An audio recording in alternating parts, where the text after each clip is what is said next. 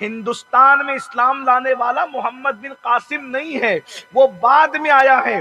ہندوستان میں اسلام صحابہ کرام لے کر آئے تھے، اور اس وقت لے کر کے آئے تھے جب ابھی کعبۃ اللہ کی طرف رک کر کے نماز نہیں پڑھی جا رہی تھی، بلکہ بیت المقدس کی طرف نماز پڑھی جا رہی تھی۔ اور بیت المقدس کی طرف رک کر کے اللہ کے رسول علیہ السلام نے ہجرت کے بعد کم و بیش 17 مہینے تک نماز پڑھی۔ اس کا مطلب یہ ہے کہ ابھی مدینہ منورہ جانے میں 2 سال نہیں ہوئے تھے کہ ہندوستان کی سرزمین پر اسلام آ چکا تھا۔ اس سے پتا چلا کہ اسلام اور مسلمانوں کا تعلق ہندوستان سے بڑا قدیم رہا ہے۔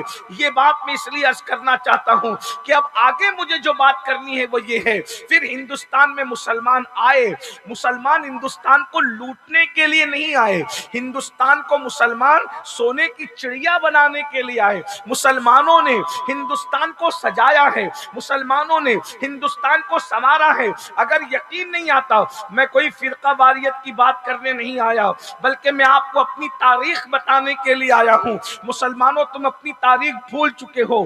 تاج محل کے ذریعے سے، لال قلعہ کے ذریعے سے، بھول بھلیاں کے ذریعے سے، خوبصورت عمارتوں کے ذریعے سے ہندوستان کو مسلمانوں نے سجایا، اور ہندوستان سونے کی چڑیا کہلایا۔ کم و بیش 700 سال سے زیادہ اس ملک پر مسلمانوں نے حکومت کی۔ اللہ اکبر! اور اس ملک کو اتنا مضبوط کیا، آپ کو پتا ہوگا انگریزوں کے ہندوستان آنے سے پہلے، انگریزوں کے ہندوستان آنے سے پہلے ایک ایک مسلمان تاجر کے گھر کلکتہ کی سرزمین پر اتنی دولت ہوا کرتی تھی کہ اتنی دولت برطانیہ کے شاہی خزانے میں نہیں ہوتی تھی۔ اندازہ فرمائیں، میں آپ کو اپنی تاریخ بتا رہا ہوں، آپ نے عنوان دیا ہے، اس بنیاد پر میں آپ کے سامنے تاریخ پیش کر رہا ہوں۔ بہت توجہ سے سنیں، میں سمجھتا ہوں کہ شاید یہ باتیں سننے کی ہماری قوم عادی نہیں ہے، آپ کو نعرہ بازی سے زیادہ شوق ہے، لیکن آپ نے عنوان دیا تو آج سنی لیجئے، انشاءاللہ پھر کبھی دوسری گفتگو کریں گے آپ کے ذوق کی۔ آج عنوان سے متعلق سن لیں، اس لیے کہ میری کوشش یہ ہوتی ہے کہ آپ جو عنوان دیتے ہیں میں اس پر گفتگو کرنے کی کوشش کرتا ہوں، اگرچہ میں اتنا باصلاحیت نہیں ہوں، لیکن بہرحال بہت دھیان سے سنیے گا، آپ کو یہ گفتگو کام آئے گی۔ ہندوستان کو سجایا، سنوارا، ہندوستان کو بسایا، ہندوستان کو مضبوط کیا، اور اس کے بعد یہ ملک کو سونے کی چڑیا کہلایا۔ آپ تاریخ جھانک کر دیکھیں، جنہوں نے سونے کی چڑیا بنایا تھا وہ اتنے مالدار تھے، کلکتہ کے ایک ایک مسلم تاجر کے خزانے میں اتنا مال تھا کہ برطانیہ کے شاہی خزانے میں اتنا مال نہیں تھا۔ انگریزوں کی نگاہ ہندوستان پر پڑتی ہے، اور ہندوستان پر پڑنے کے بعد جو ہے پھر وہ دھیرے دھیرے ہندوستان کے اندر ایسٹ انڈیا کمپنی کے ذریعے سے اپنے پنجے گاڑنے لگتے ہیں، اور پھر نتیجہ یہ ہوتا ہے کہ دھیرے دھیرے پورے ملک پر وہ قبضہ کر لیتے ہیں۔ آپ کو میں بتاؤں، ہندوستان کی سرزمین پر انگریزوں نے پہلی مرتبہ کہا تھا کہ آج سے ہندوستان ہمارا ہے۔ یہ بات یاد رکھنا جوانوں، اچھی طرح یاد رکھنا، یہ لفظ، یہ محرہ، بلکہ یہ عبارت، یہ فقرہ انہوں نے کب کہا تھا کہ آج سے ہندوستان ہمارا ہے؟ یہ اپنی خوبصورت تاریخ ہے۔ اللہ اکبر! جب تک ٹیپو سلطان فتح علی زندہ رہے اس وقت تک کہ ہندوستان کو ہمارا کہنے کی انگریزوں میں ہمت نہیں ہوئی۔ جس دن ٹیپو سلطان فتح علی کی شہادت ہوئی ہے اس دن انگریزوں نے کہا تھا جب ٹیپو شہید ہو گیا ہے تو آج سے ہندوستان ہمارا ہے۔ اس کا مطلب یہ ہے کہ قبضے میں بھی تم ہی رکاوٹ تھے، قبضے میں بھی تم رکاوٹ بنے ہوئے تھے۔ اللہ اکبر! اور یاد رکھنا مسلمانوں، تمہارے اندر اللہ نے اتنے بہادر اور جری لوگوں کو پیدا کیا تھا کہ انگریز ان سے آنکھ ملانے کی ہمت نہیں کرتے تھے۔ اور یہ بھی اپنی تاریخ ہے کہ ٹیپو سلطان جس دن شہید ہوئے تھے اس دن ان کے گلے میں جو موتیوں کا ہار تھا اس زمانے میں اس کی قیمت 5 لاکھ کی تھی۔ یعنی مسلمان کتنا مالدار تھا۔ یہ میں کوئی ہوائی فائرنگ نہیں، آپ تاریخ سے چیک کریں۔ اب تو علم انٹرنیٹ پر آ چکا ہے، اب تو علم انٹرنیٹ پر آ چکا ہے۔ 5 لاکھ کا ہار ٹیپو سلطان شہید اس وقت ان کے گلے میں تھا. یہ مسلمانوں کی معاشی پوزیشن تھی, اتنے مالدار تھے مسلمان. پھر دھیرے دھیرے ایسٹ انڈیا کمپنی کے ذریعے سے انہوں نے پورے ملک پہ اپنے پنجے گاڑے اور یہ پورا ملک انگریزوں کے حوالے ہو گیا. دنیا کے جو دوسرے مذہب کے لوگ ہیں ان میں بھی بہت سارے لوگوں کو یہ تکلیف تھی کہ بھئی انگریز کیوں؟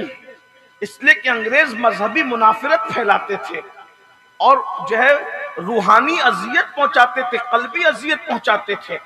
مسلمانوں کو جو ہے وہ سور کے ذریعے سے قلبی اذیت پہنچاتے تھے اور دوسرے مذہب والوں کو گائے کی چربی کے ذریعے سے اذیت پہنچاتے تھے.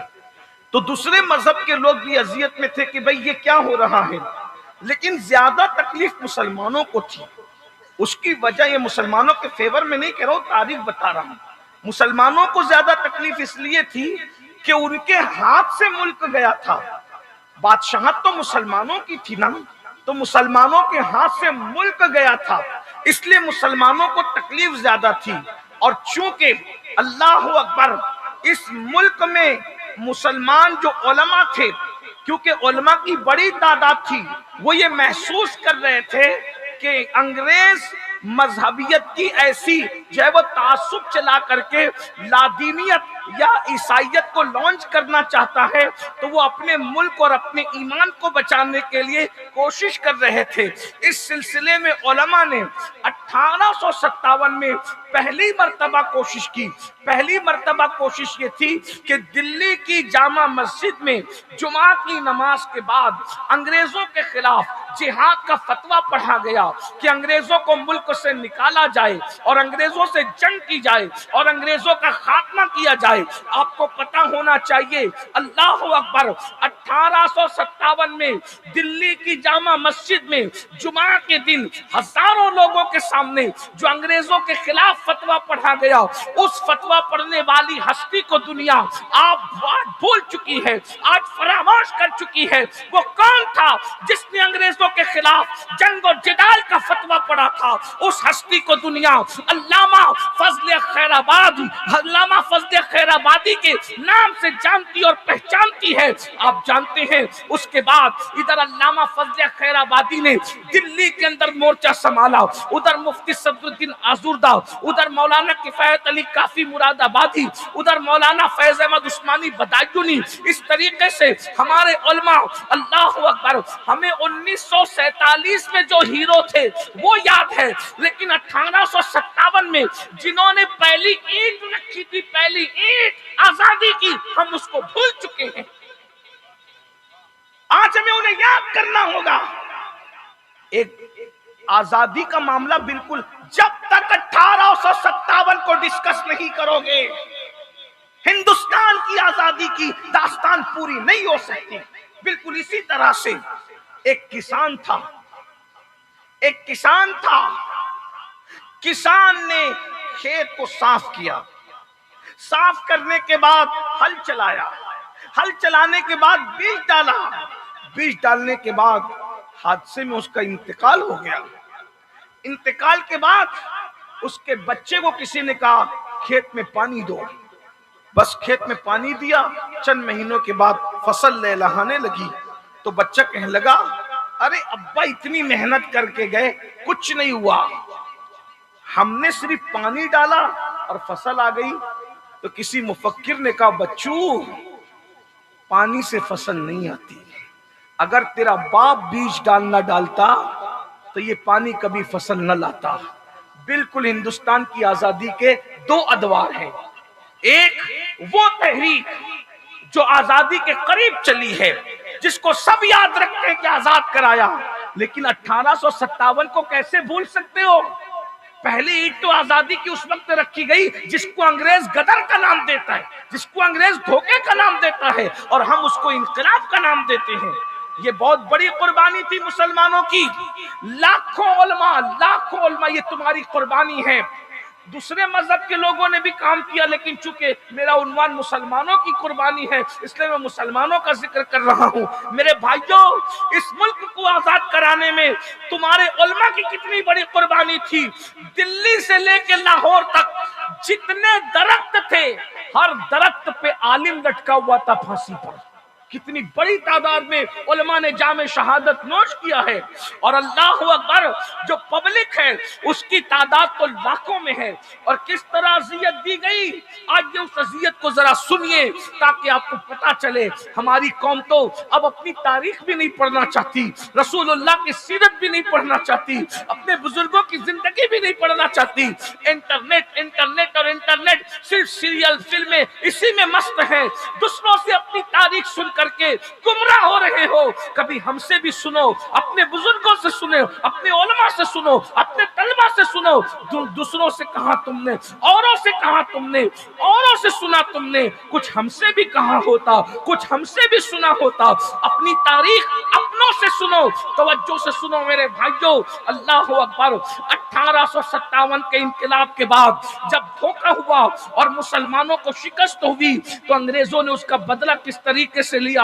اس طریقے سے بدلہ لیا کہ سور ذبح کیا جاتا اور سور ذبح کر کے پورے کمروں کے اس کو لیپ دیا جاتا، پورے کمرے میں اس کا خون پھیلا دیا جاتا اور مسلمانوں کو کہا جاتا زبان سے چاٹ چاٹ کر اس کے خون کو صاف کرو ورنہ تمہیں قتل کر دیا جائے گا. اللہ اکبر. اندازہ فرمائیں کیا کسی مسلمان کو جب زبان سے وہ خون چاٹنا پڑتا ہوگا تو اس کی روحانی اذیت کا عالم کیا ہوتا ہوگا، اس کی قلبی اذیت کا عالم کیا ہوتا ہوگا. اس کے بعد اس کو سور کے چمڑے میں لپیٹ کر کے سزا دی جاتی تھی. یہ مسلمانوں نے تکلیفیں اٹھائی ہے. جائیدادیں ضبط کی جاتی تھی، کھیتیاں ہڑپ کر لی جاتی تھی، منصب چھین لیے جاتے تھے. آپ کو پتا ہے علامہ فضل خیر آبادی رحمت اللہ تعالی علیہ کو انڈمان کی سرزمین پر کالا پانی کی سزا بھگتنے کے لیے بھیج دیا گیا. اللہ اکبر. بہادر شاہ ظفر یہ مغل خاندان کا آخری غیور چشم چراغ. اللہ اکبر. یہ بہادر شاہ ظفر کون ہے پتہ ہے؟ کوئی معمولی آدمی نہیں ہے. یہ اتنا پڑھا لکھا تھا کہ علامہ فضل خیر آبادی کے ساتھ بیٹھنے والا آدمی تھا، غالب کے ساتھ بیٹھنے والا آدمی تھا، مفتی صدر الدین آزردہ کے ساتھ بیٹھنے والا آدمی تھا. آج کل تو لوگوں کے پاس دولت آتی ہے تو ان کو عیاشیاں سوچتی ہے، ان کو جو ہے وہ معاذ اللہ گناہ سوچتے ہیں، گناہوں کے اڈے سوچتے ہیں. لیکن اللہ مغل خاندان کا آخری چشم چراغ ہم جسے کہتے ہیں حضرت بہادر شاہ ظفر اتنا پڑھا لکھا آدمی تھا کہ فضل خیر آبادی کی شاعری اور قلم میں اور بہادر شاہ کے قلم میں آپ کو فرق نظر نہیں آتا. میں بتاؤں آپ کو. اللہ اکبر. اگر غالب کی شاعری کو دیکھیں اور بہادر شاہ ظفر کی شاعری کو دیکھیں فرق نظر نہیں آتا. لیکن فکر کیا ہے؟ آج مالداروں کو کسی کے خوبصورت گالوں سے پیار ہے، کسی کی زلفوں سے پیار ہے، کسی کے بدن سے پیار ہے، کسی کے رخسار سے پیار ہے. آؤ ہندوستان کے غیر منقسم ہندوستان کے بادشاہ کی فکر دیکھو. ایک کلام میں ان کا پیش کرتا ہوں، آپ کو اندازہ ہوگا، شعرا یہاں موجود ہیں، محظوظ ہوں گے. اس نے کہا تھا اور اس پہ یقین کتنا ہے، علمی پختگی کتنی ہے، تخیلات کی بلندی کتنی ہے. بہادر شاہ ظفر کہتے ہیں اللہ اکبر. آندھیاں غم کی چلے گی، آندھیاں غم کی چلیں گی تو سنور جاؤں گا. آندھیوں سے لوگ بکھرتے ہیں، یہ بہادر شاہ ظفر کا یقین ہے. کہہ رہے ہیں آندھیاں غم کی چلیں گی تو سنور جاؤں گا. تیری زلفیں نہیں ہوں کہ میں بکھر جاؤں گا، تیری زلفیں نہیں ہوں کہ بکھر جاؤں گا. مجھ کو پھانسی پہ چڑھانے کی ضرورت کیا ہے؟ مجھ کو پھانسی پہ، بادشاہ کی فکر دیکھو، مجھ کو پھانسی پہ چڑھانے کی ضرورت کیا ہے؟ میرے ہاتھوں سے قلم چھین لو مر جاؤں گا، میرے ہاتھوں سے قلم چھین لو مر جاؤں گا. یہ بادشاہ کی فکر ہے. میرے ہاتھوں سے قلم چھین لو مر جاؤں گا. تجھ سے بچھڑا تو یہ نہ پوچھ کدھر جاؤں گا، تجھ سے بچھڑا تو یہ نہ پوچھ کدھر جاؤں گا، تجھ سے بچھڑا تو یہ نہ پوچھ کدھر جاؤں گا. میں تو دریا ہوں سمندر میں اتر جاؤں گا، میں تو دریا ہوں سمندر میں اتر جاؤں گا. میں ظفر ہوں، میں ظفر ہوں، مجھے کوئی مٹا سکتا ہی نہیں. میں ظفر ہوں، مجھے کوئی مٹا سکتا ہی نہیں، میں تو شاعر ہوں کتابوں میں بکھر جاؤں گا، میں تو شاعر ہوں کتابوں میں بکھر جاؤں گا۔ اندازہ فرمائیں، یعنی بادشاہ لوگ بھی اپنے بچوں کو اتنا پڑھایا کرتے تھے۔ اللہ اکبر۔ پھر بہادر شاہ ظفر کا حال یہ ہوا، ان کو بھی انڈمان بھیجا گیا، اللہ فضل خیر آبادی کو بھی انڈمان بھیجا گیا، اور ایک ایک عالم کو چن چن کر کے قتل کیا گیا، شہید کیا گیا۔ آئیے شہادت کی ایک داستان سنیں، پھر میں اپنے عنوان کو دوسری طرف لے کر کے جاؤں، اس لیے کہ آزادی کے ذکر کے بعد پیغام اسلام بھی پیش کر کے اپنی بات پوری کرنا ہے۔ میرا 35 منٹ مکمل ہوا اور اب میرے پاس 25 منٹ 30 منٹ بچے ہیں، میں اس میں جلدی جلدی اپنی بات پوری کرنے لگا ہوں۔ ایک شہادت سن لیجئے تاکہ میرے جوانوں کو پتا چلے اس ملک کے لیے تم نے کتنا خون بہایا ہے۔ وہ کہنے والے کا شعر بڑا مشہور ہو گیا ہے کہ سبھی کا خون شامل ہے یہاں کی مٹی میں۔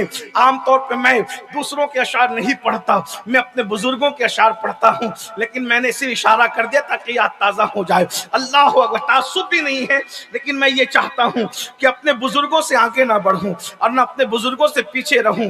ہماری غیرتیں عقیدتیں بہت مضبوط ہیں، عقیدتوں کی غیرتیں ہمارے یہاں بہت عروج پر ہیں، اس لیے میں کسی اور شاعر کو نہیں پڑھنا چاہتا، اس لیے کہ ہمارے یہاں اتنے بڑے بڑے ہیں نا، اللہ اکبر، کہ ان کا قصر مینار اتنا بلند ہے کہ دیکھنے والوں کی ٹوپیاں گر سکتی ہیں مگر ان کے مینار کے اینڈ پر لوگوں کی نگاہ نہیں پہنچ سکتی۔ اللہ اکبر۔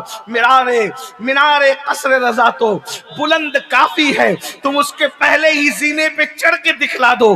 فتاوی رضویہ تو ایک کرامت ہے، ذرا حدائق بخشش ہی پڑھ کے دکھلا دو۔ ابھی حدائق بخشش ہمارے پاس موجود ہے، انشاءاللہ ضرورت نہیں پڑے گی، لیکن بہرحال عرض کیا کر رہا تھا، اندازہ فرمائیں۔ اللہ اکبر۔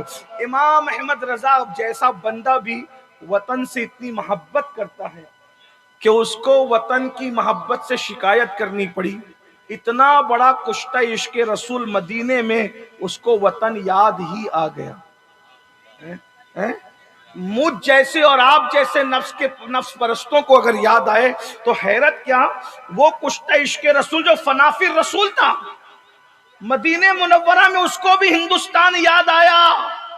لوگ کیسے کہتے کہ ہم ہندوستان سے پیار نہیں کرتے؟ مدینہ منورہ میں اتنے بڑے عاشق کو ہندوستان یاد آیا، اور اس نے چھپایا نہیں، کیونکہ مکار لوگ کہتے کچھ ہے کرتے کچھ ہے۔ اس نے بتا دیا، کہا یاد وطن ستم کیا، یاد تو آئی نا، دیکھ رہے ہیں یاد وطن اگرچہ گلا ہے لیکن آئی تو صحیح یاد۔ یاد وطن ستم کیا، دشتے حرم سے لائی کیوں، بیٹھے بٹھائے بد نصیب سر پہ بلا اٹھائی کیوں۔ اور اس کے بعد دوسرے مقام پر کہتے ہیں، اللہ اکبر، حور جنا ستم کیا، طیبہ نظر میں پھر گیا، حور جنا ستم کیا، طیبہ نظر میں پھر گیا، چھوڑ کے نغمہ حجاز دیس کی چیز گائی کیوں، چھوڑ کے نغمہ حجاز دیس کی چیز گائی کیوں، دیس کی چیز گائی کیوں۔ وقت نہیں ورنہ اس پہ گفتگو ہوتی۔ چھوڑ کے نغمہ حجاز دیس کی چیز گائی کیوں۔ اللہ اکبر۔ اندازہ فرمائیں تو میں ایک شہادت پڑھنا چاہتا ہوں۔ سور کو کے خون کو لیپ کر کے اس طرح مارا جا رہا ہے، ہندوستان سے لے کر بلکہ دلی سے لے کر لاہور تک کے عالی علماء ٹنگے ہوئے ہیں درختوں پر، کیونکہ ظالم جانتا تھا یہ جو انقلاب ہے 1857 کا، یہ علماء کی کاوشوں سے ہے، علماء کی کوششوں سے ہے، علماء کی محنتوں سے ہے۔ اسی وقت انگریزوں نے فیصلہ کیا تھا علماء سے اعتماد ختم کر دیا جائے، علماء سے اعتماد ختم کر دیا جائے، علماء کی قیادت کو مٹا دیا جائے، ملا اور مسٹر کے اندر فرق کر دیا جائے، دونوں کو الگ الگ سمتوں میں روانہ کر دیا جائے۔ ورنہ مسلمانوں یاد رکھنا، جو عالم ہوتا تھا وہی قائد بھی ہوتا تھا، وہی سیاسی لیڈر بھی ہوتا تھا، جو عالم ہوتا تھا وہی جج بھی ہوتا تھا، جو عالم ہوتا تھا اکثر وہی وکیل بھی ہوتا تھا، جو عالم ہوتا تھا اکثر وہی تاجر بھی ہوتا تھا۔ یہ ہندوستان کی تاریخ ہے۔ ظہر کی اذان سے پہلے ہندوستان کی سرزمین پر عدالت میں بیٹھ کر جو فیصلہ کرتا تھا وہی جج ظہر کی اذان کے بعد مسجد میں نماز پڑھانے کے لیے تشریف لاتا تھا۔ اسی جج کو، چیف جسٹس کو دنیا علامہ فضل خیر آبادی کے نام سے جانتی ہے۔ میرے بھائیوں، یہ ہماری تاریخ کی۔ یہ بھی بتا دوں، اللہ اکبر، جو بادشاہ تھا وہی دلی کی جامع مسجد کی تراویح کا امام بھی تھا، اس تراویح کے امام کو دنیا حضرت اورنگزیب عالمگیر کے نام سے جانا اور پہچانا کرتی تھی۔ اندازہ تو فرمائے تفریق ہوئی ہے۔ ہمارا انگریزوں کے آنے